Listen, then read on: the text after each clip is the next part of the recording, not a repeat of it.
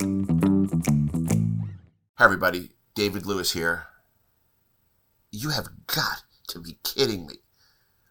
We just don't think, especially in service.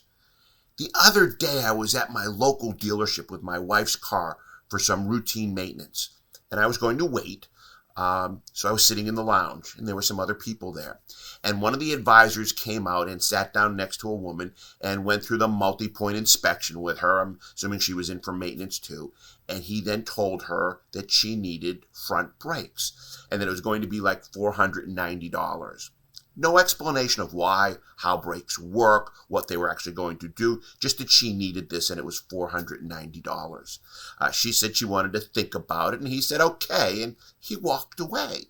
Well, she went onto her phone, onto the internet, and she obviously was doing some sort of search, and then she said out loud, "They were trying to take advantage of me. I can get brakes done for $229 at the local tire shop." And she probably could.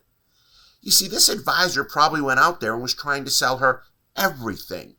Pads, new rotors, and he made no valued presentation. Didn't explain to her what pads are, what a rotor does, how it works. He just walked out, told her that she needed front brakes. It was $490, and that was it. And they lost the opportunity. How can you make a presentation and not make sure that people understand what you are selling them? If you do, they are more likely to buy this.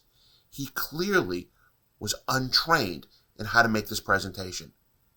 And we wonder why we're not selling more upsells in our service department.